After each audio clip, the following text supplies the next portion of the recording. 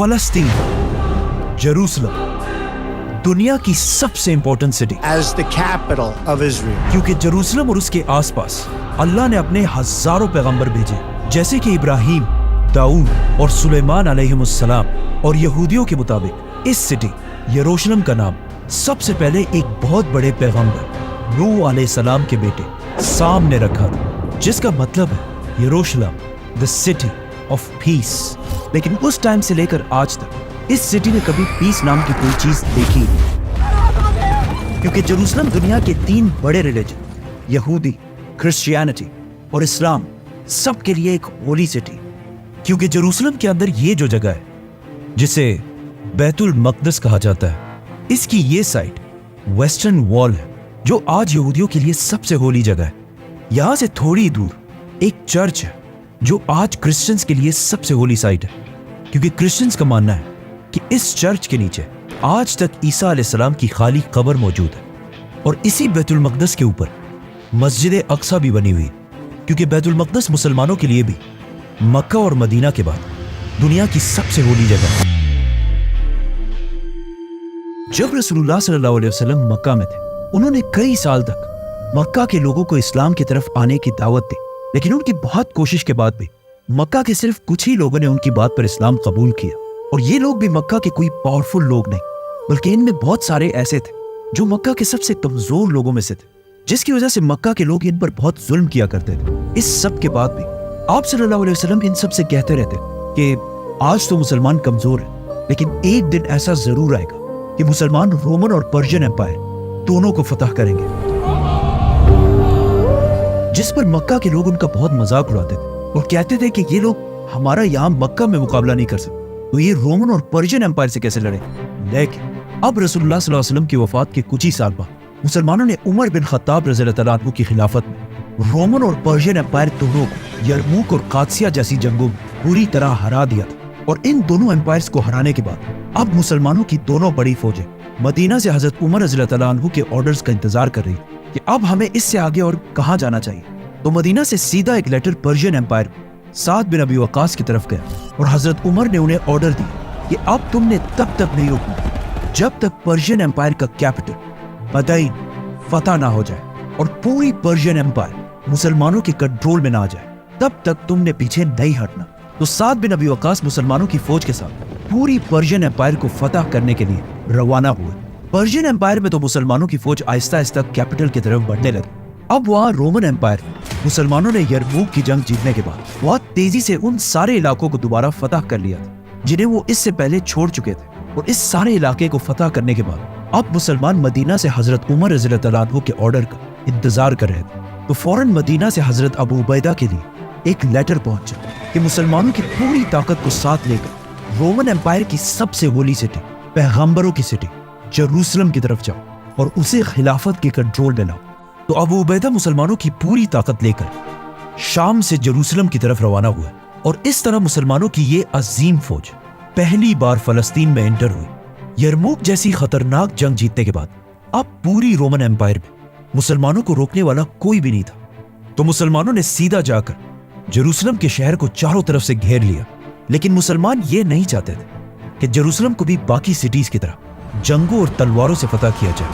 क्योंकि मुसलमानों को पता था कि ये पैगंबरों का शहर है और वो नहीं चाहते थे कि इस सिटी में कोई खून खराबा हो। तो मुसलमानों ने इस शहर के चारों तरफ अपने कैंप्स लगाए और आराम से इस सिटी के सरेंडर का इंतजार करने लगे। लेकिन जेरूसलम के सबसे बड़े प्रीस्ट सफरोनियस ने मुसलमानों की इतनी बड़ी फौज देखकर भी आसानी से सरेंडर नहीं किया और बार बार अपने रोमन बादशाह हरकल की तरफ लेटर्स भेजता रहा कि आप रोमन एम्पायर की पूरी फौज के साथ क्रिश्चियंस के सबसे होली शहर जेरूसलम को मुसलमानों के हाथों से बचाएं। लेकिन अगले 4 महीने तक सफरोनियस की बहुत कोशिश के बाद भी पूरी रोमन एम्पायर से एक जनरल भी उसकी मदद के लिए नहीं आया, क्योंकि यरमूक के मैदान में खालिद बिन वलीद ने रोमन्स की कमर ऐसी तोड़ी कि अब वो मुसलमानों के सामने अपना सर कभी नहीं उठा सकते थे। आखिर 4 महीने के बाद सफरोनियस का हौसला टूट गया और उन्होंने जेरूसलम से मुसलमानों के आर्मी चीफ अबू उबैदा की तरफ सरेंडर करने के लिए एक लेटर भेजा। लेकिन इस लेटर में उसने बहुत ही एक अजीब डिमांड लिखी थी कि मैं इस सिटी को सिर्फ एक शर्त पर मुसलमानों के हवाले करूंगा कि इस इस्लामिक एम्पायर के खलीफा उमर बिन खत्ताब खुद आकर मुझसे मिले। लेकिन आखिर क्यों सफ्रोनियस खालिद बिन वलीद, अबू उबैदा और बाकी सारे जनरल्स के बजाय हजरत उमर के सामने ही क्यों सरेंडर करना चाहते थे? क्योंकि सफ्रोनियस को जेरूसलम की हिस्ट्री के बारे में बहुत अच्छी तरह पता था और उसे पता था कि पिछले हजारों साल से जब भी किसी बादशाह ने इस सिटी को फतह किया, उसने यहाँ की एक एक चीज को तबाह किया। जेरूसलम और फलस्तीन की स्टोरी यहाँ से बहुत पहले शुरू होती है और ये स्टोरी इतनी इंटरेस्टिंग है कि बाइबल और कुरान ने बार बार दुनिया के बाकी सारे इलाकों से ज्यादा इसी इलाके फलस्तीन की हिस्ट्री बयान की है। फलस्तीन की स्टोरी स्टार्ट होती है इब्राहिम अलैहिस्सलाम के साथ कि जब इब्राहिम अलैहिस्सलाम आज से 4000 साल पहले जेरूसलम से बहुत दूर इराक की सिटी ऊल में पैदा हुए, जो उस जमाने में दुनिया की सबसे बड़ी सिटी थी और उस सिटी के कुछ बड़ी बड़ी बिल्डिंग्स आज भी दुनिया में मौजूद है। इब्राहिम अलैहिस्सलाम इसी सिटी में बड़े हुए और बड़े होकर उन्होंने इस सिटी के रिलीजन से बगावत कर दी और वहां के सारे लोगों से ये कहा कि अपने खुदाओं को छोड़कर एक अल्लाह की तरफ आओ। तो ऑफ कोर्स वहां के लोगों ने उनकी बात नहीं मानी, लेकिन फिर भी इब्राहिम अलैहिस्सलाम अपने मिशन से पीछे नहीं हटे और आखिर वहां के बादशाह को एक दिन इतना गुस्सा आया कि उन्होंने हुक्म दिया कि एक बहुत बड़ी आग जलाकर इब्राहिम को उस आग में फेंक दिया जाए। लेकिन जैसे ही उन्होंने इब्राहिम अलैहिस्सलाम को इस आग में फेंका तो वहां खड़े सारे लोगों ने पहली बार एक बहुत ही अजीब मंजर देखा कि इब्राहिम अलैहिस्सलाम बिल्कुल सही सलामत वहां सबके सामने इस आग से चलकर बाहर निकले। इस वाकये के बाद ऊर शहर के लोग इब्राहिम अलैहिस्सलाम की ताकत से डर गए और उन पर और जुल्म करना छोड़ दिया और इब्राहिम अलैहिस्सलाम भी अल्लाह के हुक्म से ऊर सिटी को छोड़कर पहली बार फलस्तीन के इलाके में आबाद हुए। नाउ इब्राहिम अलैहिस्सलाम के दो बेटे थे, इस्माइल और इसहाक। इसहाक अलैहिस्सलाम की औलाद में अल्लाह ने हजारों पैगंबर भेजे, लेकिन इस्माइल अलैहिस्सलाम की औलाद से सिर्फ एक पैगंबर भेजा गया। इस्माइल अलैहिस्सलाम तो फलस्तीन को छोड़कर अरब जाकर मक्का में आबाद हुए, लेकिन इसहाक अलैहिस्सलाम अपने वालिद इब्राहिम अलैहिस्सलाम की वफात के बाद यही फलस्तीन में ही रहे और उनके बेटे याकूब अलैहिस्सलाम, जिन्हें इसराइल के नाम से भी जाना जाता है, और इन्हीं की औलाद को याकूब अलैहिस्सलाम की औलाद को आज बनी इसराइल कहा जाता है। याकूब अलैहिस्सलाम के एक बेटे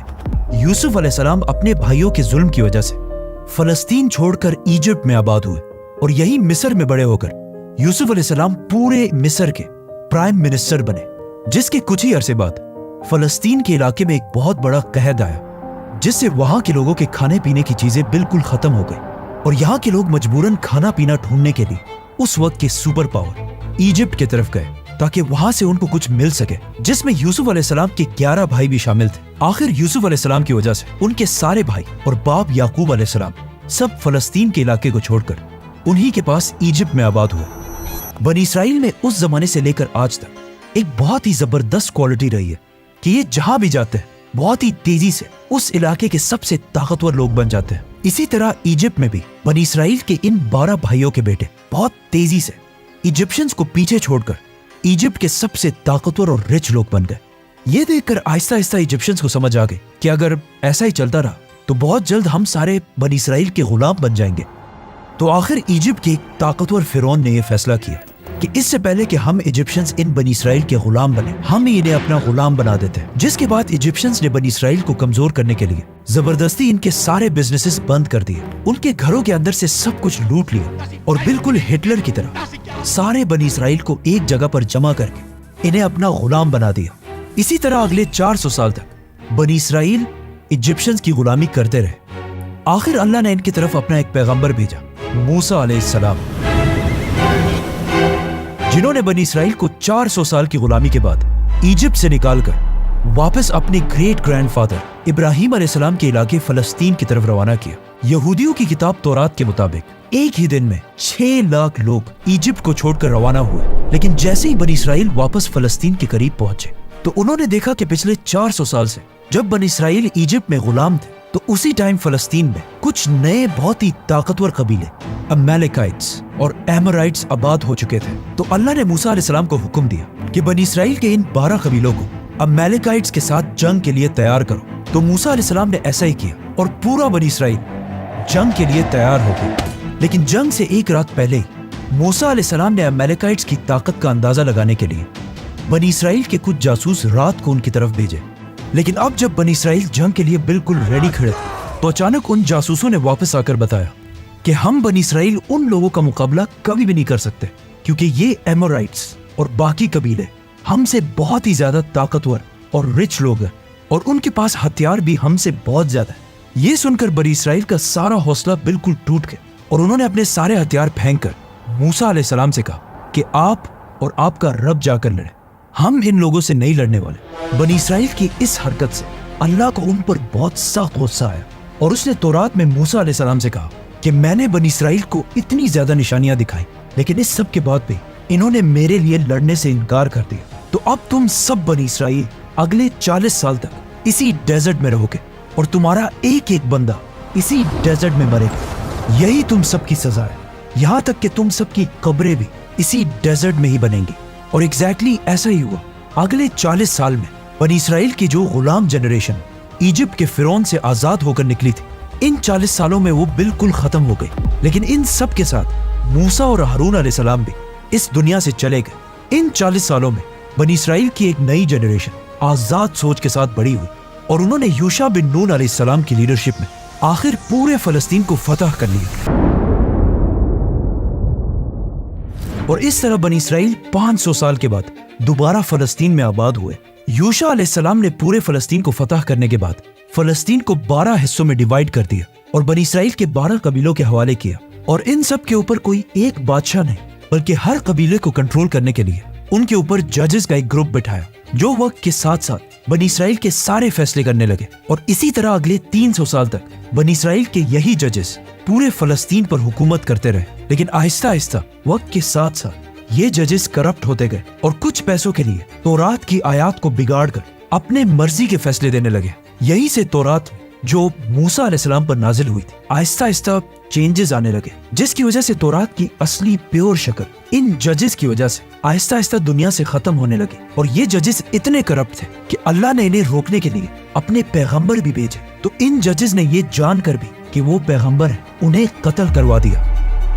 آخر ان ججز کی 300 سال کی کرپشن کی وجہ سے بنی اسرائیل بہت ہی کمزور ہو گئے، جس کا فائدہ اٹھا کر پاس کے ایک طاقتور نئے قبیلے جنہیں فلسطینز کہا جاتا تھا، بنی اسرائیل پر آ کر حملہ کر دیا، اور اس قوم کے لیڈر کا نام جالوت، جس نے بہت تیزی سے بنی اسرائیل سے یہ سارے علاقے چھین لیے، اور ایون ان کے کیپٹل جروسلم کو بھی فتح کر لیا۔ اب اس سے بنی اسرائیل کے لوگوں کو آخر 300 سال بعد سمجھ آ گئے کہ انہی ججز کے غلط فیصلوں کی وجہ سے آج ہم سب برباد ہو چکے ہیں۔ تو وہ سب اس وقت کے پیغمبر سیمیول کے پاس جمع ہوئے، اور ان سے ریکویسٹ کی کہ آپ ان ججز کو ہٹا کر پورے بنی اسرائیل کے لیے ایک یونائٹڈ طاقتور بادشاہ چوز کریں، تاکہ ہم ان دشمنوں کا مقابلہ کر سکیں۔ تو سیمیول نے بنی اسرائیل کا پہلا بادشاہ چوز کیا، جس کا نام تھا طالوت۔ تو طالوت بنی اسرائیل کی فوج کو لے کر جالوت سے لڑنے کے لیے روانہ ہوا، اور دونوں فوجیں ایک دوسرے کے آمنے سامنے ہوئی۔ جنگ سے پہلے جالوت اپنی فوج سے سامنے آیا اور بنی اسرائیل کو لڑنے کا چیلنج دیا، لیکن کافی دیر تک بنی اسرائیل سے کسی نے بھی آگے جا کر اس کا چیلنج ایکسیپٹ نہیں کیا،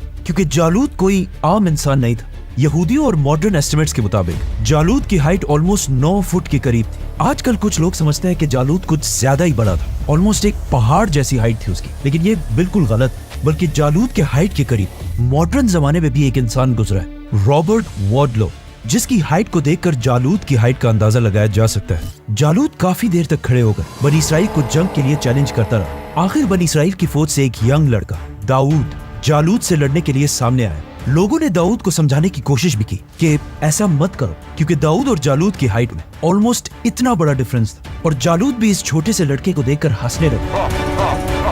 لیکن جیسے ہی لڑائی شروع ہوئی تو داؤد علیہ السلام نے دور سے ایک پتھر گھما کر سیدھا جالوت کی طرف پھینکا، اور یہ پتھر سیدھا جا کر جالوت کے سر پر لگا، اور وہ وہاں سب کے سامنے داؤد علیہ السلام کی ایک ہی وار سے زخمی ہو کر زمین پر گر گیا۔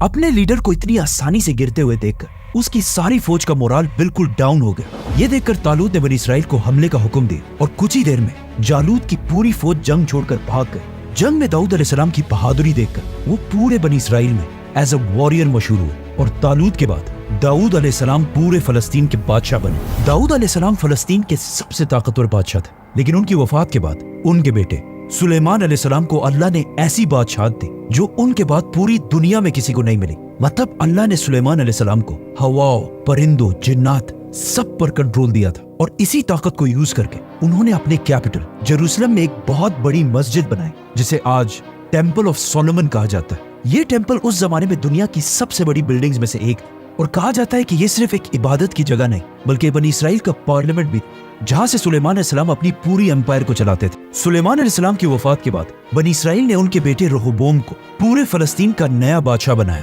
لیکن رہوبوم اپنے والد سلیمان کی طرح کوئی ذہین بادشاہ نہیں تھا، جس کی وجہ سے اس کے خلاف پورے فلسطین میں بغاوتیں ہونے لگی اور اس طرح سلیمان علیہ السلام کی یہ عظیم امپائر دو حصوں میں ڈیوائیڈ ہو گئی۔ اس ڈویژن میں ایک طرف بنی اسرائیل کے 10 قبیلے آباد ہوئے اور دوسری طرف صرف 2 قبیلے رہے اور یہ سب آپس میں ہی لڑنے لگے، جس سے اگین بنی اسرائیل اتنے کمزور ہوئے کہ ایک دوسری قوم نے بنی اسرائیل کے ان 10 قبیلوں پر حملہ کر دیا اور بنی اسرائیل کے ان 10 ٹرائبز کو ہمیشہ کے لیے فلسطین سے نکال دیا۔ یہودی اسکالرز کے مطابق یہ 10 ٹرائبز فلسطین کو چھوڑ کر ایسٹ کی طرف گئے اور وہیں پر آباد ہوئے۔ آج بہت سارے ہسٹورینز یہ سمجھتے ہیں کہ یہ 10 ٹرائبز کوئی اور نہیں بلکہ افغانستان اور پاکستان کے پٹھان پختون قبیلے ہیں۔ اب پیچھے فلسطین میں صرف 2 ہی قبیلے رہ گئے اور ان میں بھی بڑا قبیلہ یہودا قبیلہ تھا، اور اسی قبیلے کی وجہ سے آہستہ آہستہ ان کا نام بنی اسرائیل سے چینج ہو کر یہودی پڑا۔ لیکن ان یہودیوں پر بھی کچھ عرصے بعد بیبلونین امپائر کے بادشاہ بخت نصر نے حملہ کر دیا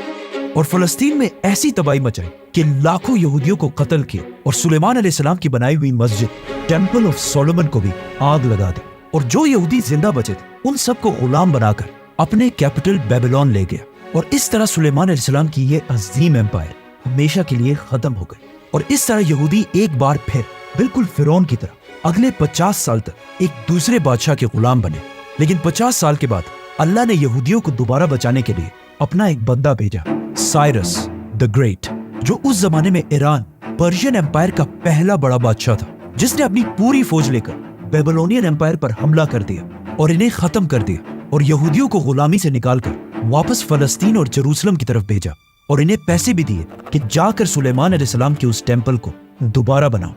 آج بہت سارے مسلمان اسکالرز ایسے بھی جو سائرس دی گریٹ کو ذوالقرنین سمجھتے ہیں، جسے ہم پھر کبھی ایکسپلین کریں گے، تو سبسکرائب۔ سائرس دی گریٹ کی مدد سے ایک بار پھر یہودی فلسطین کے علاقے میں آباد ہوئے اور فلسطین واپس آ کر سب سے پہلے یہودیوں نے سلیمان علیہ السلام کے ٹیمپل کو اسی جگہ پر دوبارہ بنایا جہاں اس سے پہلے بنایا گیا تھا۔ یہ ٹیمپل آج تو دنیا میں موجود نہیں ہے، لیکن اس ٹیمپل کی ایک دیوار ویسٹرن وال آج بھی وہاں موجود ہے، اور یہ دیوار یہودیوں کے لیے اتنی ہی امپورٹنٹ ہے جتنا مسلمانوں کے لیے کعبہ ہے۔ اس کے بعد اگلے 500 سال تک یہودی اسی طرح فلسطین میں آباد رہے، لیکن 500 سال بعد اب دنیا میں ایک نئی سپر پاور بن چکی تھی، دی گریٹ رومن امپائر، جنہوں نے آ کر فلسطین کو دوبارہ یہودیوں کے ہاتھوں سے چھین لیا اور اسے اپنی گریٹ امپائر کا ایک چھوٹا سا پروونس بنایا۔ اب جب سارے یہودی رومن امپائر کے انڈر اپنی زندگی گزار رہے تھے تو اللہ نے ان کی طرف اپنا ایک عظیم پیغمبر بھیجا، عیسیٰ علیہ السلام۔ اس وقت تک یہودی اتنے کرپٹ ہو چکے تھے کہ وہ اللہ کی طرف سے بھیجے گئے پیغمبروں کی بھی باتیں نہیں سنتے تھے، بلکہ اس سے پہلے انہوں نے زکریا اور یحییٰ علیہ السلام کو بھی جان سے مار دیا تھا۔ عیسیٰ علیہ السلام نے یہودیوں کو سمجھانے کی بہت کوشش کی، لیکن صرف کچھ لوگوں کے علاوہ باقی سارے یہودیوں نے عیسیٰ علیہ السلام کی بات نہیں مانی اور انہیں ایک جھوٹا پیغمبر کہا، اور سارے یہودیوں نے رومن امپائر کے ساتھ مل کر عیسیٰ علیہ السلام کو مارنے کی سازش کی، اور جیسے یہ سب مل کر عیسیٰ علیہ السلام کو مارنے والے تھے، بالکل آخری ٹائم میں اللہ نے انہیں بچا لیا اور انہوں نے عیسیٰ علیہ السلام کے بجائے ایک دوسرے شخص کو سولی پر چڑھا کر مار دیا۔ اب عیسیٰ علیہ السلام تو دنیا سے چلے گئے، لیکن یہودیوں اور رومنز کے درمیان آہستہ آہستہ لڑائیاں شروع ہونے لگی۔ عیسیٰ علیہ السلام کے بعد اللہ نے یہودیوں کو کبھی بھی معاف نہیں کیا، کیونکہ عیسیٰ علیہ السلام کے بعد آج تک یہودیوں کے پاس اور کوئی پیغمبر نہیں بھیجا گیا، اور عیسیٰ علیہ السلام کے خلاف سازش کرنے پر اللہ نے یہودیوں سے ایسا بدلہ لیا کہ ان کے جانے کے کچھ ہی عرصے بعد رومنز اور یہودیوں کی لڑائی شروع ہوئی، اور رومنز نے یہودیوں کو ایسا تباہ کیا کہ اگلے 2000 سال تک یہودی دوبارہ فلسطین میں آباد نہیں ہو سکے۔ رومنز نے فلسطین میں لاکھوں یہودیوں کو مارا، اور ایون یہودیوں کے مین ٹیمپل سلیمان علیہ السلام کے ٹیمپل کو بھی آگ لگا کر گرا دیا، جس کے بعد آج تک یہودی یہ ٹیمپل دوبارہ نہیں بنا سکے۔ لیکن یہودیوں کا ماننا ہے کہ آخری زمانے میں ان کا ایک مسیح آئے گا جو دوبارہ جروسلم کی اسی جگہ پر ان کا تیسرا اور آخری ٹیمپل بنائے گا، اور تب یہودی پوری دنیا پر حکومت کریں گے۔ اور رومنز نے یہودیوں پر ہمیشہ کے لیے پابندی لگا دی کہ یہودیوں کو اپنی ہولی سٹی جروسلم کی طرف آنے کی اجازت نہیں ہے، اور اگلے 600 سال تک رومن امپائر ہی فلسطین پر حکومت کرتی رہی، اور انہی 600 سال کے دوران اپنے ریلیجن کو چھوڑ کر پوری رومن امپائر نے کرسچینٹی کو اپنا ریلیجن بنایا۔ یہاں تک سٹوری صرف ابراہیم علیہ السلام کے ایک بیٹے اسحاق علیہ السلام کی نسل کے بارے میں تھی، لیکن یہاں سے دنیا کی سٹوری بالکل بدل جاتی کیونکہ ابراہیم علیہ السلام کے پہلے بیٹے اسماعیل علیہ السلام جو اس سے ہزاروں سال پہلے فلسطین کو چھوڑ کر عرب میں آباد ہوئے تھے، اللہ نے انہی کے نسل میں سے اپنا آخری پیغمبر بھیجا، محمد صلی اللہ علیہ وسلم۔ اب جب مکہ میں رسول اللہ صلی اللہ علیہ وسلم لوگوں کو اسلام کی دعوت دے رہے تھے تو اسی ٹائم ایک بار پھر فلسطین پر حملہ کیا گیا، لیکن اس بار یہ حملہ پرشین امپائر کے بادشاہ نے کیا۔ اس نے جروسلم کو فتح کر کے یہاں 1,00,000 کرسچنز کو مار دیا اور اگین جروسلم کی پوری سٹی کو تباہ کر دیا اور یہاں کے چرچز کو بھی آگ لگا دی اور اس کراس کو بھی اپنے ساتھ وہاں سے لے گئے جس پر کرسچنز سمجھتے ہیں کہ عیسیٰ علیہ السلام کو مارا گیا تھا۔ آج بھی دنیا کے ہر چرچ میں اسی کراس کی کاپی بنا کر لگائی جاتی ہے۔ اس سب کے کچھ ہی عرصے بعد رومن امپائر نے پرشینز کو تو ہرا دیا اور جروسلم کو دوبارہ آباد کر لیا۔ یہ اتنی عظیم جنگ تھی کہ قرآن کے سورہ روم میں اس جنگ کے بارے میں آیات بھی بھیجی گئی جسے ہم اس ویڈیو میں ایکسپلین کر چکے ہیں۔ اس سب کے بعد رومن امپائر نے تو پرشینز کو ہرا دیا اور اپنے کراس کو واپس لا کر پورے جروسلم کی سٹی کو دوبارہ آباد کیا، اور اب رومن امپائر کا خیال تھا کہ انہیں چیلنج کرنے والا دنیا میں اب کوئی بھی نہیں۔ لیکن ساتھ ہی عرب میں مسلمانوں کی خلافت بہت تیزی سے آگے بڑھ رہی تھی اور مسلمانوں کی خلافت اتنی مضبوط ہو چکی تھی کہ کچھ ہی سالوں میں حضرت عمر رضی اللہ تعالیٰ عنہ کی خلافت میں ایک بار پھر جروسلم کو چاروں طرف سے گھیر لیا گیا۔ ناؤ جروسلم کے لیڈر سفرونیس کو اس سٹی کی ہسٹری کا بہت اچھی طرح پتا تھا، اور اسے پتا تھا کہ اس سے پہلے جس نے بھی اس سٹی کو فتح کیا اس نے اس سٹی کی ایک ایک چیز کو تباہ کیا۔ تو اب سفرونیس اس بات سے ڈر رہا تھا کہ اب مسلمان بھی اس سٹی کا وہی حال نہ کریں جو اس سے پہلے باقیوں نے کیا تھا۔ سفرونیس جروسلم سے اپنے بادشاہ ہرقل کی طرف لیٹرز بھیجتا رہا کہ وہ آ کر اس کی مدد کر سکے، لیکن 4 مہینے گزرنے کے بعد بھی کوئی بھی اس کی مدد کے لیے نہیں آیا۔ تو اس نے مجبوراً اس سٹی کو سرنڈر کرنے کا ارادہ کیا، لیکن سرنڈر سے پہلے اس نے ایک بہت ہی عجیب ڈیمانڈ رکھی جو اس سے پہلے کسی نے بھی نہیں رکھی تھی۔ سفرونیس نے مسلمانوں کے جنرل ابو عبیدہ کی طرف لیٹر بھیجا کہ میں صرف ایک ہی شرط پر اس عظیم سٹی کو مسلمانوں کے سامنے سرنڈر کروں گا کہ مسلمانوں کے خلیفہ عمر بن خطاب خود آ کر مجھ سے ملے، کیونکہ سفرونیس کے دل میں اب جروسلم کو بچانے کی صرف ایک ہی امید تھی، خلیفہ عمر بن خطاب۔ کیونکہ سفرونیس نے اس سے پہلے حضرت عمر کے بارے میں بار بار سنا تھا کہ حضرت عمر دنیا کے باقی سارے بادشاہوں سے بہت ہی ڈیفرنٹ ہے، بلکہ وہ اپنے آپ کو بادشاہ کہلوانا بھی پسند نہیں کرتے اور دنیا کا سب سے طاقتور انسان ہونے کے بعد بھی بالکل عام لوگوں کی طرح زندگی گزارتے ہیں۔ حضرت عمر رضی اللہ تعالیٰ عنہ کی یہی سمپلسٹی کی سٹوریز پوری دنیا میں مشہور ہو چکی تھی کہ ایک بار ایک رومن جنرل مسلمانوں کی کیپٹل مدینہ ہے اور صحابہ سے کہا کہ مجھے خلیفہ عمر سے ملنا ہے۔ اس جنرل کا خیال تھا کہ حضرت عمر ضرور کسی بہت بڑے محل یا پیلس میں رہ رہے ہوں گے کہ مسلمانوں کا اتنا عظیم خلیفہ جس کے نام سے پوری دنیا کامتی ہے ایک درخت کے نیچے پتھر پر سر رکھ کر آرام فرما رہے ہیں۔ حضرت عمر رضی اللہ تعالیٰ عنہ کی اسی سادگی کا سفرونیس کو بہت اچھی طرح پتا تھا اور اسے پتا تھا کہ جروسلم کو تباہی سے صرف حضرت عمر ہی بچا سکتے ہیں۔ تو ابو عبیدہ نے مجبوراً حضرت عمر رضی اللہ تعالیٰ عنہ کی طرف خط بھیجا کہ بغیر کسی خون خرابے کے اب جروسلم کو صرف آپ ہی فتح کر سکتے ہیں۔ یہ دیکھ کر حضرت عمر رضی اللہ تعالیٰ عنہ نے سارے بڑے صحابہ کو اپنے پاس جمع کیا اور ان سے پوچھا کہ اب مجھے کیا کرنا چاہیے، جس پر حضرت عثمان رضی اللہ تعالیٰ عنہ نے مشورہ دیا کہ آپ کو جروسلم کی طرف نہیں جانا چاہیے کیونکہ رومنز آلموسٹ یہ جنگ ہار چکے ہیں اور اب ان کی اتنی اوقات نہیں ہے کہ خلیفہ خود ان کے پاس جائے۔ لیکن وہاں پر حضرت علی رضی اللہ تعالیٰ عنہ کی رائے یہ تھی کہ حضرت عمر کو جروسلم کی طرف ضرور جانا چاہیے۔ عمر رضی اللہ تعالیٰ عنہ کو وہاں سب سے زیادہ حضرت علی رضی اللہ تعالیٰ عنہ کی رائے پسند آئی۔ اسی کے ساتھ حضرت عمر رضی اللہ تعالیٰ عنہ اپنی خلافت میں پہلی بار مدینہ کو چھوڑ کر فلسطین کی طرف روانہ ہوئے اور وہاں رومن امپائر میں بھی مسلمانوں کی ساری فوج یہ سن کر اپنے خلیفہ کا بے صبری سے انتظار کرنے لگی۔ لیکن جانے سے پہلے حضرت عمر نے علی رضی اللہ تعالیٰ عنہ کو اپنے پاس بلایا اور مدینہ کے ساتھ ساتھ پورے عرب کا کنٹرول حضرت علی کے حوالے کر کے وہاں سے چلے گئے۔ پہلی بار کوئی خلیفہ عرب سے باہر نکل رہا تھا۔ اتنی بڑی اسلامک امپائر کا خلیفہ حضرت عمر کچھ ہی صحابہ کے ساتھ مدینہ سے جروسلم کی طرف روانہ ہوئے۔ مدینہ اور جروسلم کے درمیان 1400 کلومیٹر کا ڈیفرنس ہے اور اسے اونٹوں پر کور کرنے میں آلموسٹ 1 مہینہ لگ جاتا تھا۔ لیکن اس اتنے لمبے سفر کے لیے بھی حضرت عمر کے پاس صرف ایک اونٹ، کچھ کھانے پینے کی چیزیں اور ساتھ کچھ ہی صحابہ تھے، جبکہ حضرت عمر اس وقت دنیا کے سب سے طاقتور لوگوں میں سے ایک تھے۔ اس کے مقابلے میں اگر آج کل کے مسلم لیڈرز کو دیکھا جائے، جیسے ہی حضرت عمر وہاں انٹر ہوئے تو وہاں خالد بن ولید اور یزید بن ابی سفیان ان کو ویلکم کرنے کے لیے کھڑے تھے اور ان دونوں نے اس امپورٹنٹ دن کی وجہ سے بہت ہی قیمتی اور مہنگے کپڑے پہنے تھے۔ حضرت عمر نے جب ان دونوں کے مہنگے کپڑے دیکھے تو انہیں بہت سخت غصہ آیا اور انہوں نے زمین سے کچھ پتھر اٹھا کر ان دونوں کی طرف پھینکے اور کہا کہ یہ تم لوگوں نے کیا پہنا ہے؟ اتنی جلدی تم نے ہمارے طریقے چھوڑ کر رومنز کے طریقے اپنا لیے ہیں۔ اب جیسے ہی حضرت عمر یہاں پہنچے تو وہاں جروسلم کے کرسچنز کو بھی خبر مل گئی کہ حضرت عمر صرف ان کی ریکویسٹ پر مدینہ سے چل کر یہاں پر آئے، تو سوفرونیس نے اپنا میسنجر حضرت عمر رضی اللہ تعالیٰ عنہ کے پاس مسلمانوں کے ہیڈ کوارٹر بھیجا، اور یہیں پر حضرت عمر نے اپنی زندگی کی سب سے امپورٹنٹ ایگریمنٹ، جسے آج تک پوری دنیا یاد کرتی ہے، سائن کی۔ اور یہ تاریخ میں پہلی بار تھا کہ کسی بادشاہ نے جروسلم کو اس طرح فتح کیا۔ بسم اللہ الرحمن الرحیم۔ یہ امان اللہ کے بندے امیر المومنین عمر بن خطاب کی طرف سے تمام کرسچنز کے لیے کہ اگر وہ جروسلم کو چھوڑ کر جانا چاہے تو جا سکتے ہیں، اور اگر یہیں پر رہنا چاہیں تو انہیں یہاں کوئی نقصان نہیں پہنچایا جائے گا۔ مسلمان کسی چرچ کو نہیں گرائیں گے، مسلمان کسی سے ان کا مال نہیں چھینیں گے، کسی کو زبردستی اسلام لانے پر مجبور نہیں کیا جائے گا، یہاں تک کہ کسی کے ساتھ بدسلوکی ریسزم بھی نہیں کیا جائے گا۔ مسلمان کسی سے بھی زبردستی ان کی زمینیں نہیں چھینیں گے۔ باقی ہر سٹی کی طرح انہیں مسلمانوں کو ٹیکس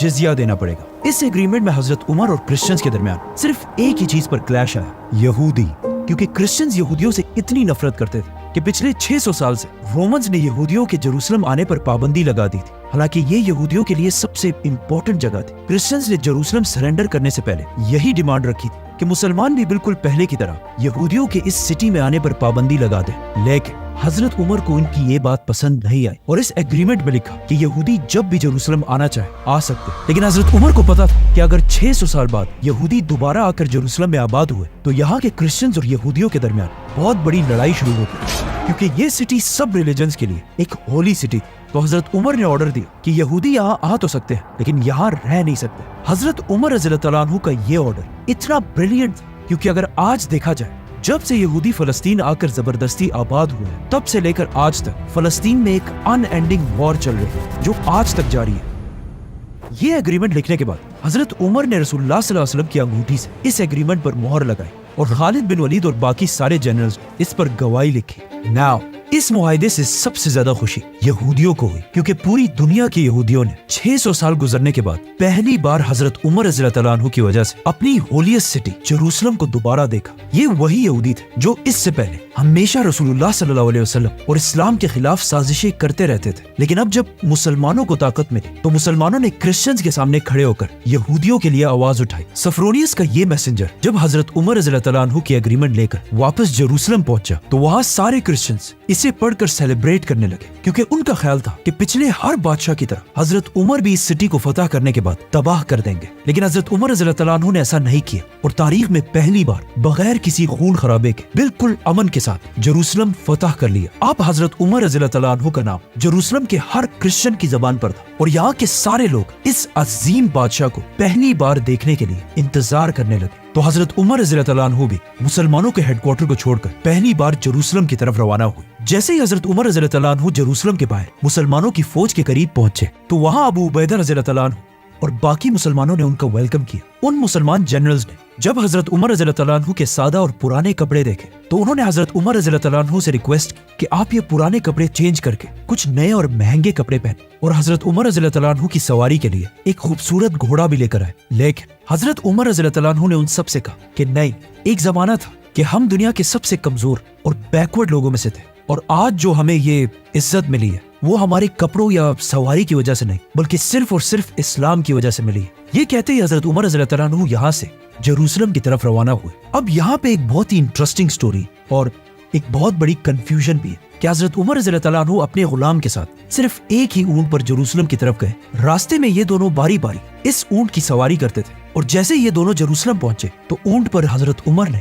بلکہ ان کے غلام بیٹھے ہوئے تھے۔ یہ سٹوری ہم سب نے بچپن سے بار بار سنی ہے، لیکن یہ بالکل ایک ان اوتھینٹک سٹوری ہے جو اسلامک ہسٹری کے کسی بھی بڑے بک میں نہیں ملتی، اور یہ سٹوری لاجیکل بھی نہیں، کیونکہ مسلمانوں کی فوج جس نے چاروں طرف سے جروسلم کو گھیر رکھا تھا، ان کے اور جروسلم کی گیٹ کے درمیان اتنا فاصلہ تھا ہی نہیں کہ جس کے لیے اونٹ کو بار بار چینج کیا جائے۔ اس کے علاوہ مسلمانوں کی فوج میں اس وقت ہزاروں اونٹ موجود تھے، ان میں سے بھی کسی اونٹ کو یوز کیا جا سکتا تھا۔ اور اگین یہ سٹوری کسی بھی اسلامک اوتھینٹک بک میں نہیں لکھی ہوئی۔ ان سب چیزوں کو دیکھ کر یہی لگتا ہے کہ یہ سٹوری بعد میں آنے والے لوگوں نے اپنی طرف سے بنائی، اور اسلامک ہسٹری کی لیٹسٹ بک تاریخ امت مسلمہ میں بھی اس سٹوری کو ایک ان اوتھینٹک سٹوری کہا گیا ہے۔ لیکن آپ کو میری بات سننے کی ضرورت نہیں ہے، خود جا کر ریسرچ کریں، اور چیٹ جی پی ٹی سے مت پوچھیں، وہ آپ کو غلط بتائے، خود ریسرچ کریں۔ حضرت عمر رضی اللہ تعالیٰ عنہ سیدھا جروسلم کے اندر انٹر ہوئے، اور وہاں کے سارے لوگ ان کی سمپلسٹی دیکھ کر بہت امپریس ہوئے۔ جروسلم میں کرسچنز کے لیڈر सफ्रोनियस हजरत उमर को सीधा उस चर्च की तरफ ले गए जो आज तक क्रिश्चियंस के लिए सबसे होली जगह है। हजरत उमर जब चर्च में ही थे तो नमाज का वक्त हुआ। सफ्रोनियस ने वहीं पर हजरत उमर को चर्च के अंदर ही नमाज पढ़ने की रिक्वेस्ट की, लेकिन हजरत उमर ने वहां नमाज नहीं पढ़ी और कहा कि अगर मैंने यहाँ पर नमाज पढ़ ली तो मुसलमान जरूर इस चर्च को एक दिन मस्जिद में कन्वर्ट करेंगे। और हजरत उमर नहीं चाहते थे कि मुसलमान क्रिश्चियंस की इस होली जगह को बदल दें। और हजरत उमर की बात बिल्कुल सही थी, क्योंकि आज इस चर्च के करीब ही उमर बिन खत्ताब के नाम से एक मस्जिद बनाई गई। हजरत उमर यहाँ से सीधा बैतुल मकदस की तरफ गए और देखा कि रोमन्स ने यहूदियों की नफरत की वजह से बैतुल मकदस को गंदगी का ढेर बनाया हुआ है। तो हजरत उमर बाकी सहाबा के साथ खुद अपने हाथों से बैतुल मकदस की सफाई करने लगे। हजरत उमर रज़ियल्लाहु अन्हु ने बैतुल मकदस की पूरी सफाई के बाद यहाँ पर सहाबा की एक मीटिंग बुलाई कि हमें यहाँ पर मस्जिद कौन सी जगह पर बनानी चाहिए। तो काब रज़ियल्लाहु अन्हु ने मशवरा दिया, जो इस्लाम लाने से पहले यहूदी थे, कि हमें मस्जिद बैतुल मकदस के इस पत्थर के पीछे बनानी चाहिए ताकि हम बैतुल मकदस और काबा दोनों को सामने रख कर नमाज पढ़ सके। लेकिन इस बात पर हजरत उमर को बहुत सख्त गुस्सा आया और उन्होंने काब से कहा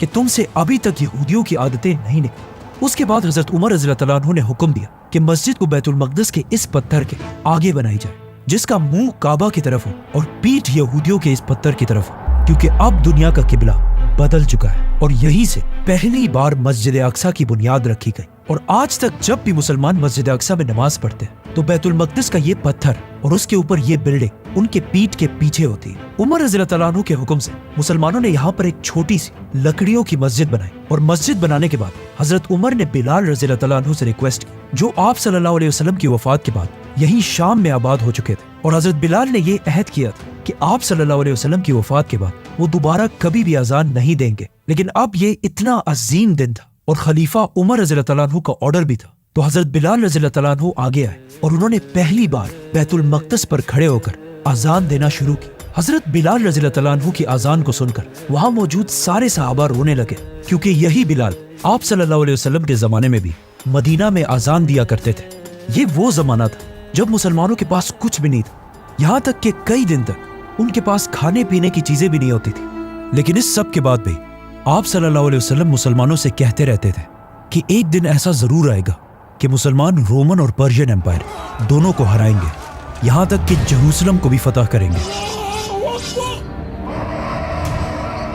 और आज मुसलमान इन दोनों एम्पायर्स को हराकर दुनिया के सुपर पावर बन चुके थे। और वही बिलाल रज़ियल्लाहु अन्हु दोबारा अजान दे रहे थे। उस दिन से लेकर आज तक पिछले 1400 साल से हर दिन बैतुल मकदस में उसी तरह अजान दी जाती है। और इस तरह इस अजीम सिटी, पैगंबरों की सिटी जेरूसलम को बगैर कोई खून बहाए हजरत उमर रज़ियल्लाहु अन्हु ने फतह कर लिया। लेकिन जेरूसलम की फतह का तो रसूलुल्लाह सल्लल्लाहु अलैहि वसल्लम ने पहले ही बता दिया था। लेकिन इसके साथ ही आप सल्लल्लाहु अलैहि वसल्लम ने एक और भी बहुत शॉकिंग बात कही थी कि एक दिन जंगे तबूक के दौरान आप सल्लल्लाहु अलैहि वसल्लम अपने कैब में बैठे हुए थे। तो उन्होंने पास बैठे एक सहाबी से कहा कि मुझसे कयामत की कुछ निशानियां सुनो।